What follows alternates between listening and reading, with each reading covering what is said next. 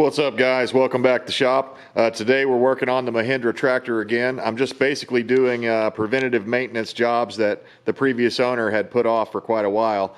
Well, when I got this tractor, I started noticing I was getting a drip over here of diesel fuel down below the fuel tank.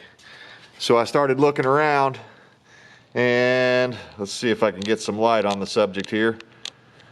That's about as bright as I can get it there, but that thing there, this guy right here, that's your petcock to shut the valve off, to shut the fuel line off. One thing I don't like about it is the line is actually attached up above that. So you have to take that off, that shut off, you have to take that off to remove the fuel line. But anyways, when I first got this tractor, I noticed there was some drips coming down. I thought it was coming out of this petcock right here, and I tightened the nut up here, and I thought that fixed it. But then a few days later I came out and there was, you know, a puddle on the floor. Not a big puddle, but it was big enough that I'm like, hey, I don't want that dripping down all over a hot engine when I've been out there working on it all day, running a brush hog or something like that. It could be catastrophic, maybe even start a fire. So I'm wanting to get this fixed. Well, anyways, I was looking at it, and it's got these ferrule type fittings is what I'm gonna call them. They're crimp ferrules. I searched and searched on YouTube on different ways and thinking of, I know how to get these off, but I wanted to see what other people were doing and maybe see if any new tool had come along to get these off. They're fairly easy to get off. What's hard about the whole job is getting them off without destroying this line, because I'm wanting to use this hard line again and reuse that, so I don't want to destroy it. So the first thing I'm going to do is break these loose. But before I take this side over here off where the petcock is, I'm going to have to take the line here loose from the primer pump. I'm gonna have to take that loose and drop it down into a bucket, and then turn the petcock on and let the fuel drain out so that I can remove that hose. Let's see here. It looks like on this tractor, it's a 19 mil. We're gonna break these loose. And this one here, actually, I still think this is all on the suction side, although this side right here could have a little bit of pressure on it. So be prepared for that. A little bit of fluid may leak out when we do this. If you have a Mahindra like mine, where it has the black, what do they call that, hose sheathing or whatever, hose protector on the outside of it, if it has that and it's black, it's probably prone to leaking. I don't know if it was a bad run of rubber or if the fittings didn't get crimped correctly or what, but we're getting ready to change all of this stuff out with just standard fuel hose.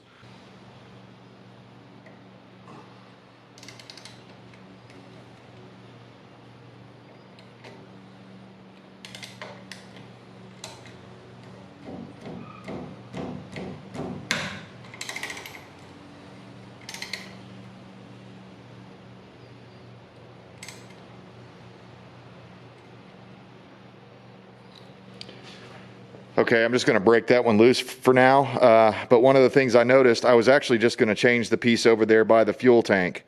There's a piece that runs to that petcock back there. I was just going to change that piece out because I thought that was the only thing leaking. But when I started looking around more, I followed this line here down, and down on the bottom, when I rubbed that metal line, I could see it was getting wet every time. So that line is leaking also. So I'm going to change every bit of rubber fuel line out on this thing.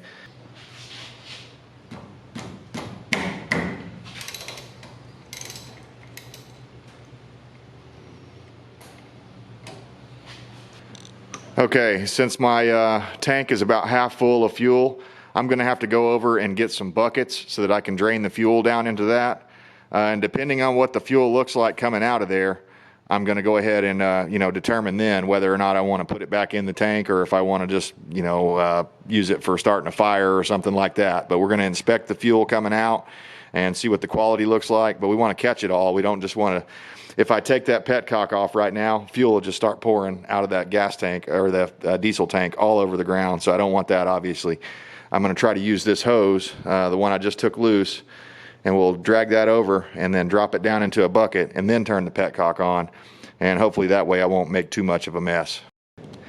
All right, I've got my bucket, and I went ahead and got a strainer with a coffee filter just so that I can run this stuff through there and see what I catch in there. And also, if I am going to reuse it, you know, I want to filter out any impurities that I get through there. So let's see how this goes. It looks to me like the line's going to be just long enough to pull this off. I should be able to disconnect it right there from the primer pump and move it down on this side of the loader and hopefully hit that bucket there. So let's see how this goes. Also, I didn't mention it, but the way these things seal up, these lines up here on the top on this little pressure pump thing, primer pump, they have a crush washer in there back behind them. So a little copper or brass washer. I'm not sure what it is, but it's a gold colored washer that's of course painted with factory paint. But you're going to want to make sure and not lose those when you take the bolt out. So let's get it on.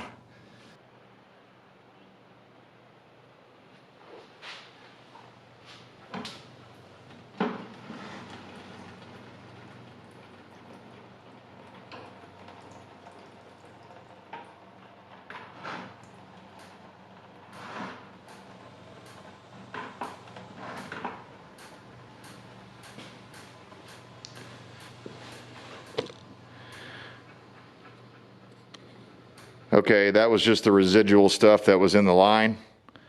So we're going to open the valve up now. It seems to be working.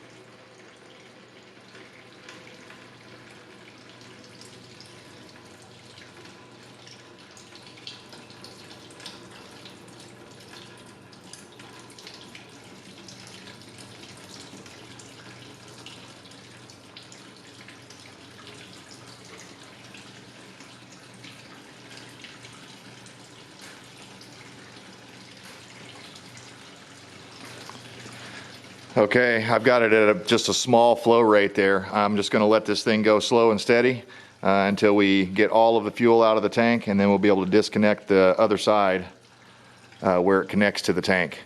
And also, we're going to take a look at the this little filter I keep hearing people talk about. There's supposed to be a little in-tank fuel filter in these Mahindras that is notorious for going bad. And a couple of the guys I've seen online, they basically recommend just going ahead and cutting the thing off and counting on your inline fuel filter to pick up any fuel and any debris that you might have collected in the tank. So I'm going to leave that up to you whether you do that or not. And I think I'm going to kind of base my judgment on that, whether or not mine is very clogged or not. If it looks like it's really clogged, then I'll go ahead and cut it, and then that way I won't have to worry about that being a problem in the future. One of the things that can happen, it's pretty common, if that clogs up, then your tractor will start smoking white and you won't have very much power. So just something to know. We're going to keep draining.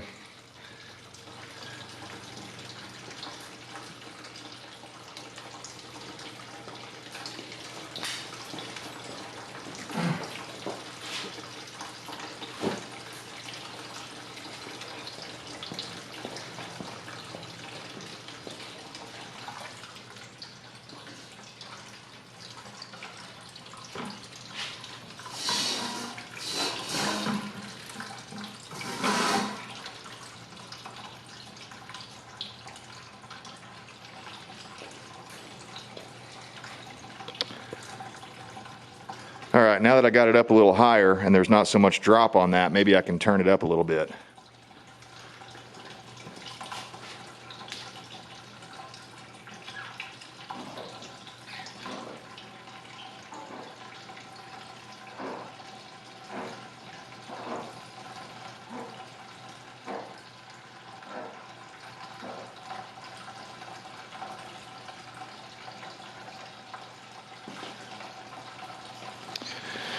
Well, one thing's for sure, my filter inside of there is not clogged up because it's flowing really well.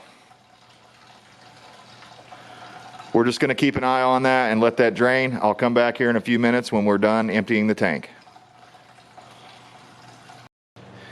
All right, I'm finally getting to the end of it. This thing had about 7 gallons in it or so, maybe 6, just a little over just a little over 6 gallons. But yeah, I got that whole 5-gallon bucket almost all the way full, and the gallon jug above it, and a partial gallon jug over here. So if you had about a half a tank, be prepared for that. It's going to take a while. And so meanwhile, I'm going to go ahead and take these other hoses loose so we can start working on the ones that we can access now.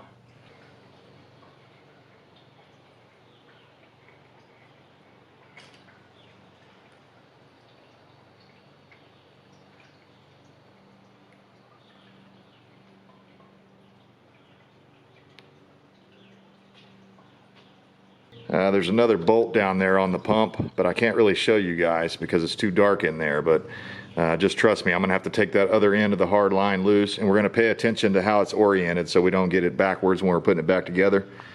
The little straight fitting goes up top, and you'll notice here, I went ahead and screwed these plugs back in. And take note, there's a crush washer on the inside of each one. So there's one on the inside and one on the outside of each one. So there's 2 crush washers that go around this banjo fitting here to seal it up. All right, there's one more hose in here that I wasn't sure if I was going to change it out or not, but I'm going to go ahead and change it out because it's not dripping wet, but it's moist on the bottom of the line. So I want to make this thing 100% leak free on all of the rubber hoses. So I'm going to go ahead and spend a little extra time and get that out. Looks like it's going to be 2 different bolts to take loose. You take this outer section loose here, and then there's another one here that looks like it's a 18 millimeter or maybe a 19 millimeter. Also, in a pinch, a 3/4 will work if you don't have a 19 millimeter wrench. All right, here are the 2 hoses that we pulled out. The main one I wanted to show you though is this one with the filter screen on it.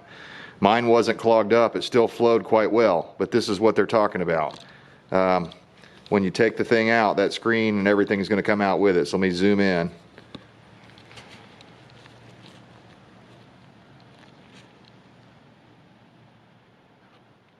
I don't know if you can see it in this shot or not, but there's little bits of gunk in there. It's not real bad, so I'm just going to spray the thing out really good with some carburetor cleaner and put it back together. Okay, so I was able to get that hose there on the left, the return hose line off of the top of the tank, the one I showed you a few minutes ago.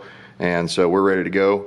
I've got the fuel main line coming into the main feed line. It looks like it's going to be a 3/8 line, and the other 2 lines are going to be a 5/16. That's my guess. So it looks like I'm going to need about 1 foot or less than 1 foot. Looks like about 8 or 9 inches of 3/8, and I'm probably going to need about 2 or 2.5 feet of 5/16 to do this job. All right, I'm going to do these one at a time. So basically at first I'm going to have to basically break the ends off of one of them to verify what size they are. I believe they're 5/16 and 3/8 fuel hose, but I want to verify that before I go over to the parts store. So I'm going to use my Dremel tool over here on the left with a cutting disc, and we're going to use these red pliers here. They're called Oetker pliers. They've got like a sharp little pinching end here for getting into small gaps and peeling the thing back. So we may also cut the thing just to see if we need to. We'll cut into it just to make sure we're not going too deep and getting into the metal fitting. So we'll just stick the clamp up here in the vise, since we know we're not going to go crazy with it because we don't want to smash this fitting here. The idea is we just want to get through this thin metal piece here enough to where we can pry underneath that. Don't go crazy with it.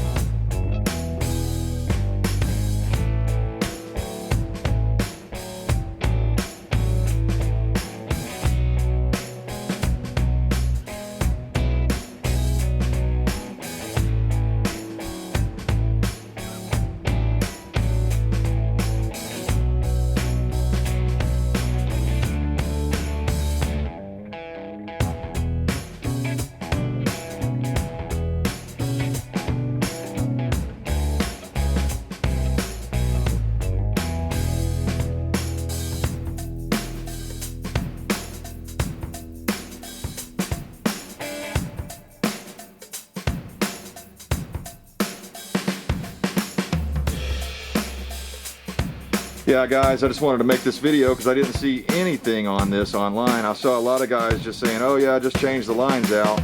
And I was like, well, how big a job is this going to be? You know, what's going on here? And I wanted to see a video, and I didn't see anybody else post one. So I thought this would be a good time to show you guys what's up. Boom, that's how you do it. Look at that, not a scratch on it. Get you down here where you can focus. Not bad at all. But I want to remember the orientation of these things, like which position this was. Before I clamp anything back down, I want to get everything hooked back up and in position. And just make sure you don't lose any of your little crush washers. Sometimes they can hang out on there like this one did. And if you're not careful about it, you'll be doing something and knock it off and you won't realize it. And then you'll have another fuel leak there because of that. Okay, turned out 5/16 hose is the right size for the two smaller hoses. So I thought I'd show you guys how we're doing the clamping. You could just get gear clamps, and some people like to use those. I don't personally like them because they tend to cut in where the gear slots are. They tend to cut into the rubber tubing. So I'm going to use Oetiker clamps. You should be able to get these. I don't know where to tell you to get them. They were kind of a specific, they're made for like doing beverage connections during installation of soda and beer equipment. I used to do that years ago, and I've still got quite a few of these clamps and the pliers around, so might as well use them, right? So here we go. What I'm going to do is this side here, this is the fuel return line, and this side here is the one that goes up to the tank. So I don't want to clamp that yet. So I've got my hose cut to length. I measured it up to the old hose, the existing old hose. And so now we're going to stick this in. But first, we've got to slide these clamps on. So I'm going to use 2 clamps per side. This size is 145. So that's the size I'm using here. It's fairly tight and it should get a really good clamp on there. So now we're going to slide this on. You know, you might wipe it off just a little bit first, just to make sure there's no grime or grit on there or anything. And then we're going to take our 5/16 hose and just work it on there all the way until it hits that stop there. And then the reason I chose 145s instead of 140s is 145s would still slide over the little barb there, and that tells me it's about the right size. So this side here goes down towards the engine. I'm going to go ahead and clamp this on because I won't be able to reach those clamps once it's installed. At least I don't think I will. So I'm going to leave one side on each one of these hoses loose until I get it installed, and then I can clamp it down finally. That way there won't be a bunch of twists and weird stuff going on in my hose. So here's how you clamp them. I like to offset them like this because in the future, if you have to cut one of these off and work on it, the way you do it is you go in from the side like this and you cut it. I'm not going to do it because it's a brand new clamp and we're just hooking this up. But here's what we're going to do. We're going to go ahead and clamp this one down close to the barb, and we're going to get it nice and tight. Then we're going to rotate around to about right there, and I'll try to do it this way where you can see it maybe. And then we're going to clamp this. Now these are stainless steel clamps, and it's okay if it flares that end out like that a little bit. That's fine. That's totally fine. So that hose is clamped. It's not going anywhere. And you can see the finished result. If you needed to, you could take a Dremel tool and cut that little ear off of there, and then use your Oetiker pliers or a screwdriver, flat-headed screwdriver, to get up underneath that and pry it off the rest of the way. Another way to take them off, if you're really good and experienced with it, you can actually get them at the side right here and break them loose right there. So that looks good. We're going to leave the other side loose for now, but I prefer that over a gear clamp. To each his own, I suppose. So, you know, your mileage may vary. You may not have access to Oetiker clamps, and I've seen some other ones that are like this, that they're sold for PEX tubing. I don't know if they're the same or not, but you would definitely want stainless steel clamps, not aluminum, because the stainless steel have more holding power. So I'm going to go ahead and get this ready to throw back on. I've got 2 more lines to do, and I don't think I'm going to record the actual installation process just to keep the video time down, because it's going to be a long video if I record myself screwing all those things back on. But if you do everything in the reverse order of how we took it apart, and you're real careful not to lose any of your little brass crush washers here. This is probably one of the most important things. Don't lose your brass crush washer. Get one on each side, one on the inside, one on the outside when everything clamps together, and you'll be good to go. All right, guys, everything went well with our fuel line install or replacement. I just wanted to give you some close-ups here of how it turned out.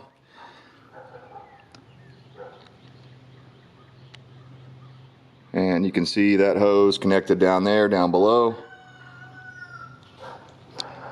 If I didn't say it earlier, I find it's best to do these things one at a time so that you don't get the ends mix matched on, you know, one end going on there, because some of them are 5/16 and one of them is a 3/8 line. So it would probably be pretty obvious, but just in case, I would do them when you're putting them together. I would do them one at a time. So there's the new hoses. I went ahead and replaced the return line.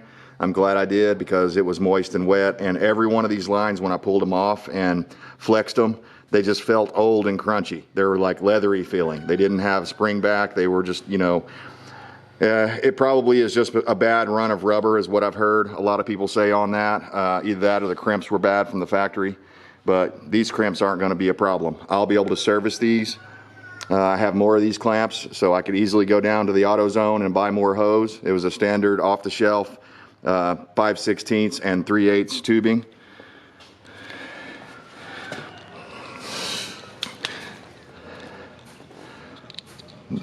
And here is this is where I originally thought I had a leak here, was at my petcock, but as it turns out, it was all the lines, and it was just collecting back here on this part of the line and then dripping down and making me think that I had a bad petcock or a leaking seal there. But anyways, I'm real pleased with that.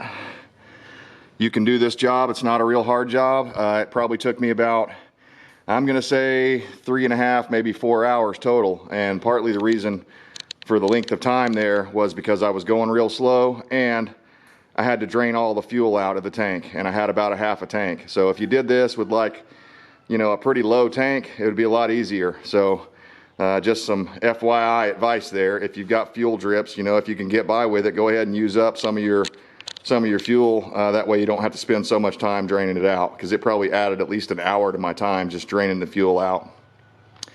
And now I'm siphoning it back in, and yeah, I got a mouthful of diesel.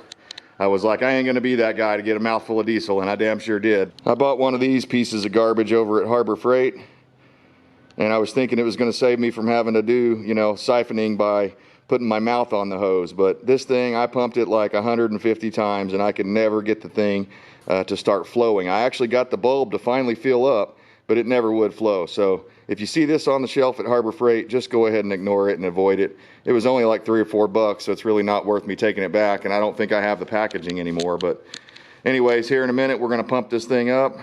I'll have to get the tripod set up, and I'll show you how to recharge the fuel system, or recharge the lines there, so that when you fire it up, it'll start for you. And my line just actually moved a little bit. That was kind of weird.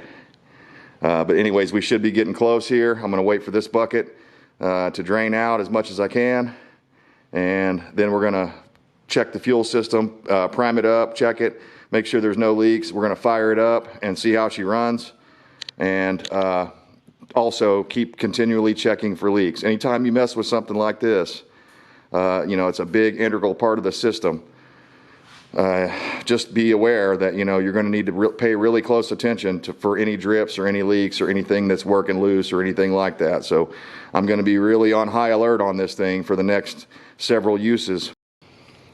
All right, so we've got fuel back in our tank. I've already checked the petcock area for drips several times. I let it sit here for about 20 minutes just to see if any drips were going to happen, because I don't want to obviously fill the tank all the way up and then find out, oh man, I've got a drip, and then I'd have to drain the whole tank out. So it's a good idea to just put a couple of gallons in at first, and then, you know, check it. And if any diesel leaks out, then you know you only have a couple of gallons to drain out rather than 7 or however many I pulled out of here. So anyways, let's get this thing pumped up. If you ever run out of fuel on your tractor here, I'm not sure if all tractors are this way, but this Mahindra has a pump right here to prime it up. If you'll notice, there's a button on the top of that thing, or a knob, or however, you know, I guess a button is a better way to describe it. It's a push button, and you basically put your hand on top of it and pump the thing up several times until it feels hard.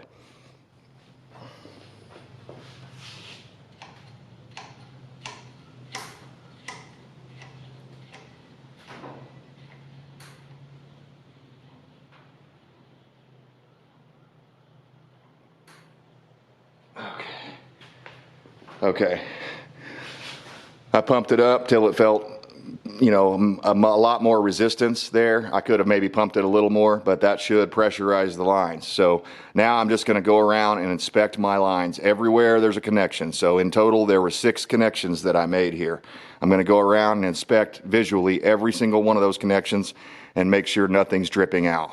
Okay, everything's looking good. So next up, I need to get some stuff out of the way here, and then we're going to fire this thing up and make sure it still runs.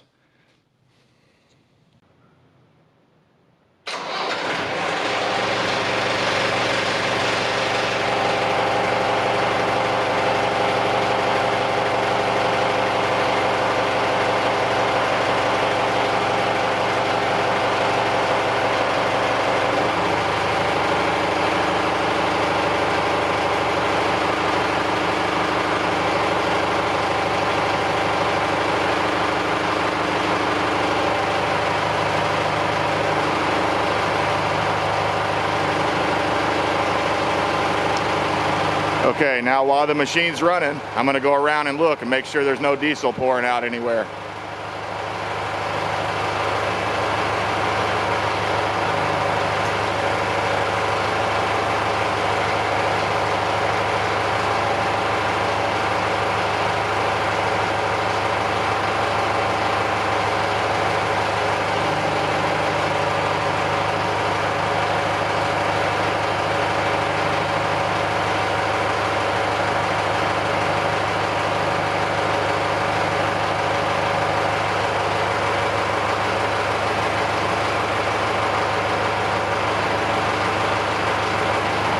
All right, guys, we got her.